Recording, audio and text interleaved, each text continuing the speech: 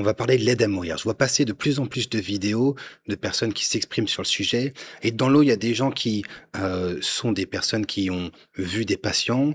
Il y a des personnes qui réfléchissent sur le sujet depuis des années alors qu'ils ont jamais pris en charge de patients. Et puis, il y a des intellectuels purs qui nous donnent leur avis. Il y a des influenceurs. Il y a plein de gens. Ok, tout le monde a un avis sur le sujet. Et je vois passer pas mal de trucs avec lesquels je suis pas d'accord. Ok, donc je vais vous donner mon opinion. Moi, je suis un soldat. Ok, je suis quelqu'un de profondément débile, honnêtement. Je suis pas un intellectuel, je suis pas là pour réfléchir, je suis là pour qu'on me dise quoi faire, ok? Si jamais on me dit quoi faire, je peux voir si ça marche ou pas, d'accord? Donc, il faut vraiment avoir en tête que là, c'est comme le climat, si tu veux. C'est en train de déconner et on est en train de passer à la caisse. Le système de santé déconne, c'est pas faute de l'avoir dit, ok, mais on n'a pas pu empêcher ça, on n'a pas réussi à empêcher ça. Alors on peut dire que c'est à cause des politiciens qui sont crétins et que la population a fait tout ce qu'il fallait pour que ça se passe bien, mais les politiciens ont empêché que ça se passe, ok, on peut toujours dire que c'est la faute des autres ou pas, on peut tout faire, mais le résultat est là, le système de santé est en train de péter, ok. Et donc il va y avoir des considérations de pognon qui vont se poser et on va en parler parce que je pense qu'on peut pas juste mettre ça de côté, d'accord? Alors j'aimerais bien qu'on puisse mettre ça de côté parce qu'honnêtement, je suis le premier hein, qui fait face aux défaillances du système de santé.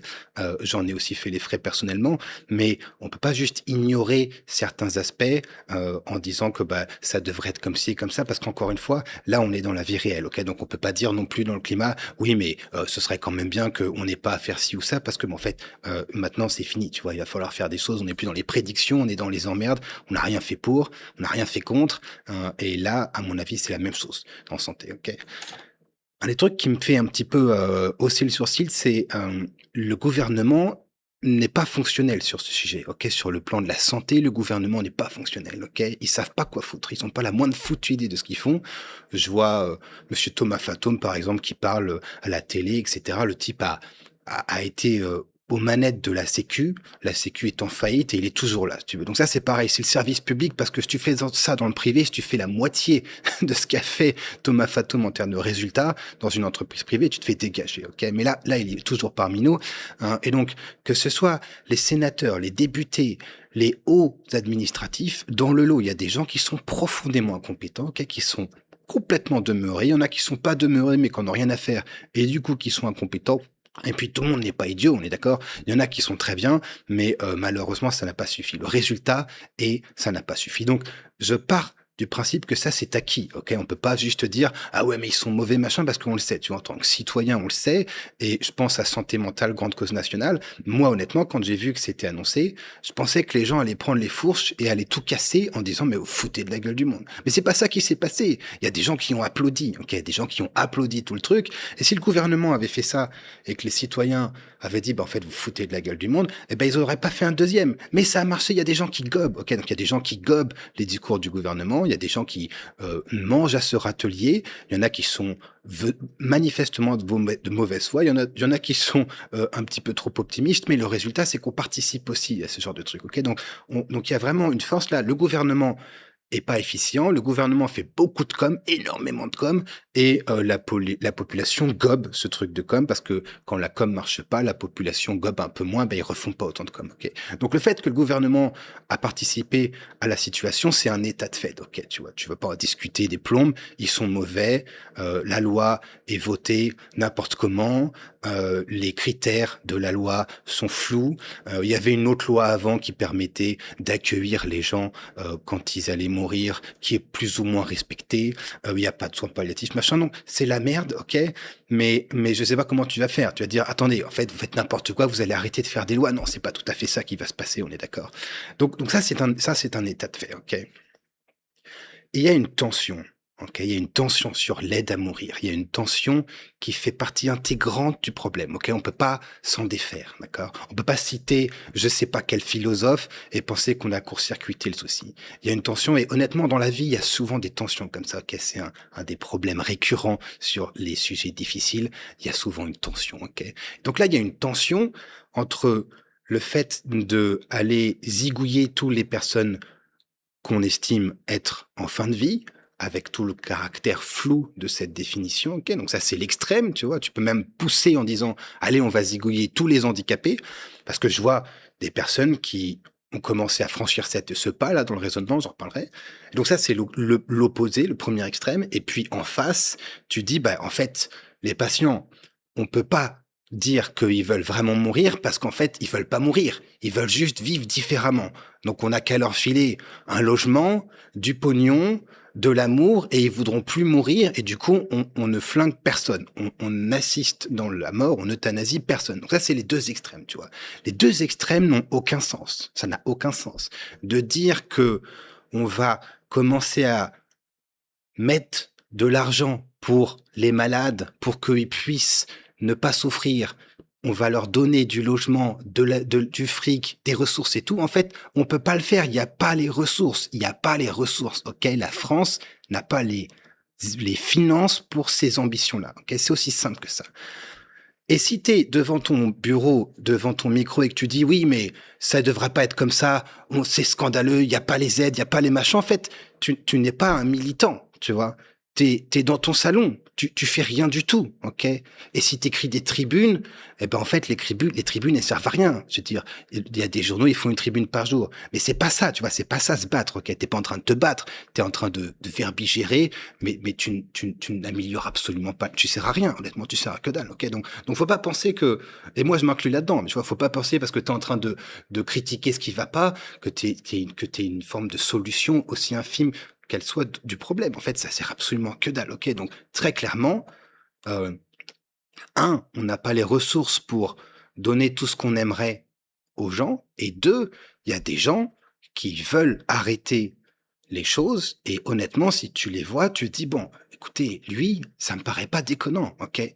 Moi, j'ai une patiente là, elle a une maladie neurologique qui n'est pas soignable, elle va s'étouffer, elle est en train de s'étouffer petit à petit, elle a perdu le contrôle de ses muscles, elle est hospitalisée, il fait 30 degrés et plus dans la chambre, il y a des escarres, machin, truc, en fait, honnêtement, ça pourrait s'arrêter là, ok? Ça pourrait s'arrêter là. Et oui, il n'y a pas les soins palliatifs, il y avait même pas la neurologie. Oui, dans le service, ils ont fait plein de boulettes. Mais oui, parce que c'est l'état du système de soins, tu vois, c'est comme ça, ok? Tu peux pas dire, oui, mais il faudrait que ce soit différemment. Non, non, là, on est dans la vraie vie, en fait, c'est en train de déconner. Il y a des patients qui sont en train de souffrir pour que dalle. Il y a des familles qui sont en train de souffrir pour que dalle parce qu'ils voient le corps devenir petit à petit de plus en plus pestifié. Enfin, je sais pas si tu te rends compte. Il fait une chaleur infernale. Il y a les escarres qui s'infectent et tout. C'est catastrophique, en fait. On pourrait arrêter les frais. Tu vois, on pourrait arrêter les frais. On n'a pas besoin de ces 2 semaines d'agonie, là. Il n'y a pas besoin, ok? Et celles-là, elles aimeraient bien que tu facilites un petit peu les choses pour que tu puisses dire au revoir et abréger les souffrances, ok? Et tu peux pas dire ces gens n'existent pas, on est en train de de faire de l'eugénisme, machin. Non, non, il y a des situations, en fait, il faudrait que ce soit faisable, ok? Et l'autre opposé est évidemment pas possible. Tu peux pas zigouiller tous les gens qui ne rentrent pas dans tes critères à toi. Tu vois, c'est pas possible. Tout. Et donc, il y a une tension. D'un côté, les gens veulent mourir, et si jamais tu les laisses mourir et tu les accompagnes là-dedans, ben, tu risques de le faire trop, ok? Et là, ça pose plein de soucis. Et puis, il y a aussi, de l'autre côté, si tu le fais pas assez, que tu ne n'accordes pas ce confort à des patients et à leur famille, eh ben, c'est pas bon non plus, ok? Donc, il y a une tension. C'est vraiment aussi simple que ça. Tu peux pas priver les patients de choix de mourir parce que tu as décidé, parce que tu as vu un philosophe ou je sais pas quoi, que le fait de mourir n'était pas, et là tu sors les violons et tu me balances plein de réflexions et de raisonnements de philo qu'en fait, tu vois, enfin, tu veux dire, tu peux faire ça pendant des plombs, ok, mais à la fin de la journée, si tu as quelqu'un qui veut mourir en face de toi et que tu dis non, tu peux pas parce que c'est en fait autre chose qui se passe. En fait, si on te filait un peu de ressources à moi machin, t'aurais pas envie. Ben, à mon avis, c'est pas sérieux de tenir cette position. Ok, donc clairement, il y a des gens qui n'ont pas de ressources. Clairement, il y a des gens qui n'auraient moins d'idées de suicide si jamais ils avaient des conditions de vie différentes. Et l'État a failli, si tu veux. Ok, mais à la fin, tu les as en face de toi là. Ok, donc tu vas pas leur dire oui, mais c'est quand même la faute de l'État, donc on devrait faire autrement. Tu vois, il faut que tu règles ce problème tout de suite. Ok, tu peux pas juste hurler au validisme et machin, et après dire, bon, bah, eux, de toute façon, ils font pas la bonne décision, on va pouvoir se dégager de ça. Ok, c'est pas possible. À mon avis, c'est juste pas possible. Ok. Tu peux pas non plus dire, euh, il va y avoir des dérives, donc il faut pas le faire. Ça règle pas, tu vois. Enfin, avec ça, tu règles tous les arguments possibles. Tu ne peux pas perdre. Tu ne peux pas perdre, honnêtement, parce que tu dis oui, mais si jamais on dit oui à ces gens-là, on va dire oui aux autres, et après on va finir comme des nazis. Bah oui, mais dans ce cas-là, tu fais plus aucune loi, ok? Tu fais plus aucune loi, et en plus la loi n'est pas à armes égales face à toi, parce que la loi essaye de s'appliquer au plus de gens possible, et donc il y a ce concept de normes, OK, qui essaye de régler un peu des normes qui évidemment ne plaît pas du tout, OK? Donc tu peux gagner l'argument en disant: «Oui, mais il va y avoir une dérive». Mais à la fin de la journée, qu'est-ce que tu proposes d'autre? Parce que si tu arrives à me trouver une loi précise qui ne peut pas sur laquelle il y a pas de dérive, et qui peut être applicable, parce que si tu sors un article de 500 000 pages qui définit toutes les possibilités et que tu files ça au médecin et tu dis alors, est-ce que tu décides d'accorder ou pas? T'as pas réglé le problème du tout, ok? T'as pas réglé le problème. Donc moi j'aime bien, c'est un truc que j'adore. On est là, on est dans notre salon, on est tranquille, on voit ni malade ni législateur, et on dit bon ben la loi elle est pas bonne, machin truc. Mais c'est très bien, mais qu'est-ce que tu proposes honnêtement? Qu'est-ce que tu proposes, ok? Il y a des gens qui lisent les critères de la loi et qui se disent bon ben là, en fait, ça va inclure tous les handicapés. J'ai l'impression de voir le même truc quand tu lis les critères du DSM et tu dis ben regardez là, je suis autiste, c'est écrit comme ça. Et en fait, il y a vraiment une nuance, ok, entre ce qui est écrit et ce qui va être fait. Alors là, tu vas me dire oui, mais c'est pas normal. La loi devrait s'appliquer comme ça à la lettre. Oui, mais ça c'est pareil, c'est la vie, ok. La loi est enfreinte, que ce soit parce qu'on peut pas l'appliquer, que ce soit parce qu'il y a des degrés de liberté qui sont tolérés ou parfois qui sont pris, mais entre ce qu'il y a dans la loi et ce qui se passe, il y a un gouffre monstrueux. Et cette loi ne fait pas exception, ok? Moi, je suis peut-être crétin. Je pense que tu peux écrire ce que tu veux dans la loi. Tu vas pas avoir des médecins qui vont valider des gens qui veulent mourir juste parce que ils disent bah, j'ai pas reçu mon chèque ce mois-ci. J'y crois pas une minute, ok? C'est peut-être crétin, d'accord? C'est peut-être crétin, mais j'y crois pas parce qu'il y a quand même l'impact du clinicien au milieu qu'on peut, à mon avis, prendre en compte. Si on dit qu'on peut pas le prendre en compte, bah, propose une autre loi. Mais encore une fois, c'est pas parce que tu écris des tartines que ça va régler le problème, ok? Donc je suis pas du tout sûr que cet argument de oui, ça va déconner, on puisse s'en servir. En tout cas, on peut pas se limiter à ça, on est d'accord? Et encore une fois, en pratique, comment est-ce que tu mets ça en place? En pratique, comment tu fais? Je suis intéressé. Il y a des gens qui parlent d'eugénisme, ok? Il y a des gens qui parlent d'eugénisme comme si c'était un gros mot. Moi, je suis psychiatre, ok? J'ai vu des milliers de patients, ok? J'ai vu des milliers de patients, et quand j'entends des trucs du genre, on n'écoute pas assez la souffrance des gens, ou dès que c'est quelqu'un qui est handicapé et qui dit oui, je veux mourir, et ben, on l'accompagne dans cette décision. Honnêtement, moi, je comprends pas. Vraiment, c'est pas compliqué. Je comprends pas. Je dis ça pour rester poli parce que vraiment, ça me fait rouler les orbites. Il y avait Clara, ma femme, qui regardait à côté, qui m'a dit on arrête d'écouter ça. Vraiment, je comprends pas. Si tu veux, je me dis, je sais pas qu'est-ce qu'il te faut. Je sais pas ce qu'il te faut. On a 26 milliards de dépenses dans la psychiatrie, je sais pas à quel moment est-ce que tu vas pouvoir dire bon c'est bon, on fait attention à la santé mentale. Je sais pas ce qu'il te faut. Il faut qu'on dépense combien? 50, 60, 80, 90 milliards. À quel moment ça s'arrête, tu vois? Et donc quand les gens disent oui, ça va nous permettre de flinguer tous les malades mentaux, vraiment je suis pas sûr. Et en tant que psychiatre, honnêtement, cette loi elle est pourrie de chez pourrie parce qu'il y a des gens qui vont venir me dire oui bon ben je vais être euthanasié, qui ont juste pas essayé les médocs, soit parce qu'on n'a pas assez, soit parce que c'est trop cher, soit parce qu'ils veulent pas, et ça va être un merdier pas possible, ok? Donc moi, ça va me créer un paquet de soucis, de façon très claire. Mais on peut juste pas dire, bon ben, en fait, c'est de l'eugénisme, on peut pas le faire. Euh, Clairement, quand tu nommes quelque chose et que tu dis ça c'est un mot et que tu dis un truc comme eugénisme, en fait c'est flou, tu vois. Si jamais tu dis ça c'est un homme de 1,82 m, eh ben tout le monde peut se mettre d'accord pour qu'est-ce que c'est 1,82 m, tu vois, c'est dur, ok. Donc quand tu dis et que tu fais une description et que c'est quelque chose de dur, eh ben tu as gagné, ok. Donc c'est pour ça que tu ferais une démonstration en maths et tu dis bon ben là ton équation ça fait ça, ça fait ça, ça fait ça, et tout le monde est d'accord. Et si jamais c'est pas la même chose que l'autre a trouvé, il y a un problème et peut-être t'as gagné, ok?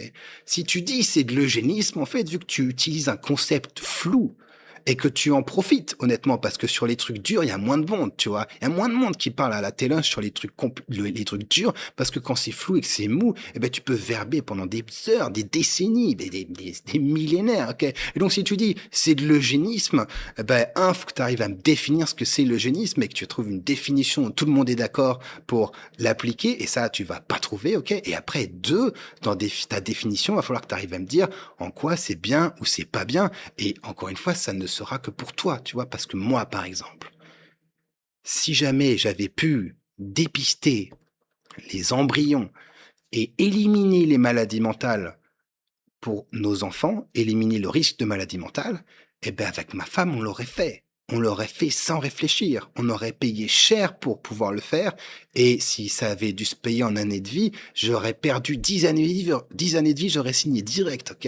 Est-ce que c'est de l'eugénisme? Mais à la limite, tu peux appeler ça comme tu veux, ok? Tu peux appeler ça comme tu veux. Et donc, vraiment, je vous promets, il y a des familles où il n'y a pas de soins, il n'y a pas de soins palliatifs, il n'y a pas de médecin, il n'y a pas de médecin G, il y a que dalle. Et ils ont un proche qui est en train de souffrir pour rien, parce que de toute façon, il va pas s'en sortir, ok? Et ces familles-là, honnêtement, si tu penses que quand tu les as devant les yeux, tu vas pouvoir les convaincre avec des espèces de discours, avec des idées, avec des concepts, des envies et des mots, du vocabulaire, tu vas dire c'est de l'eugénisme, si tu penses que tu vas pouvoir les faire changer d'avis, tu mens, il faut que tu vois plus de gens, il faut que tu vois plus de gens, ok? Ou alors, prouve-moi que j'ai tort. Mais je suis vraiment pas convaincu, ok? Et pour finir, j'ai écouté ça là, honnêtement, je suis assez étonné. J'ai entendu dans la discussion quelqu'un qui disait: «Si jamais vous avez vu ça, alors vous avez pensé ça et si vous me dites que vous avez pensé ça pas pensé ça, alors c'est que vous mentez» et je me dis: «Mais moi, enfin, moi, je parle plus comme ça depuis que j'ai 25 ans, tu vois?» Je veux dire, c'est des c'est une façon de s'exprimer, une façon de réfléchir, une façon de penser qui doit être horrible, honnêtement. Tu imagines? Tu es tellement sûr de ce que l'autre pense, de ce que l'autre a traversé, tu connais tellement ses dilemmes, ses peurs, ses craintes, ses incohérences, que tu peux te permettre de dire que si il dit pas exactement comme toi tu penses qu'il pense, ça veut dire que c'est un mensonge. La seule explication possible, c'est un mensonge, tu vois? Alors que toi, tu es là et tu rien vu. En fait, tu rien vu. La vérité, c'est que moi, là, j'ai 37 ans et j'ai rien vu, tu vois? Il y a des gens qui me regardent, la moitié des gens qui me regardent, ils ont 60 piges, mais moi, par rapport à celui que j'étais quand j'avais 25 ans, eh ben, je suis un sage divin. À 25 ans, je pigeais que dalle, tu vois? La seule chose que j'avais de plus à 25 ans, c'est cette croyance que j'avais maîtrisée, je connaissais à peu près ce qui se passe, et cetera. Et donc vraiment, hein, je pense que c'est essentiel de pas se faire avoir. Il faut rester simple, à mon avis. Il faut que des gens restent simples. On peut avoir des intellectuels qui nous citent d'autres intellectuels qui réfléchissent sur des trucs. Alors, évidemment, c'est un jeu facile parce que tu peux toujours citer un intellectuel qui pense autrement qu'un autre intellectuel parce que c'est un truc que les intellectuels aiment bien faire, tu vois, penser différemment et faire des petits tchoutchoutes comme ça, ok? Tu peux très bien faire ça. Mais à la fin, ici, c'est la vraie vie. La vraie vie, il y a plus de médecins. La vraie vie, il y a plus d'hôpitaux. La vraie vie, il y a plus de soignants et il y a plus de pognon, ok? Donc, si jamais tu dis, on va faire autrement, tu nous proposes une loi, il y a pas de souci, je suis extrêmement intéressé, tu fais tes critères, machin, je suis extrêmement intéressé. Et 2, tu nous montres comment tu vas sortir le pognon, ok? Et vraiment, je pense que tout le monde est chaud, ok? Donc, il y a une différence entre les idées, ce qu'on peut faire et ce qu'on doit faire, ok? Si vous savez pas faire la différence, eh ben, vous allez être, à mon avis, très en difficulté quand il faudra discuter avec des gens qui sont sur le terrain, ok? Donc moi, clairement, je suis pas à l'aise avec le fait de dire, bon, ben, on n'a qu'à buter ceux qui demandent, mais je suis pas non plus du tout à l'aise avec le fait de dire, bon, ben, en fait, on va jamais vous aider là-dedans parce que on est contre, tu vois? Du coup, il y a une tension. Si quand tu discutes, tu as perdu la tension, à mon avis, sur des choses compliquées comme ça, tu as perdu l'argument d'entrée de jeu, OK? Bon courage. Je parle de ce genre de trucs et de psychiatrie sur le Substack. Je fais un post tous les jours.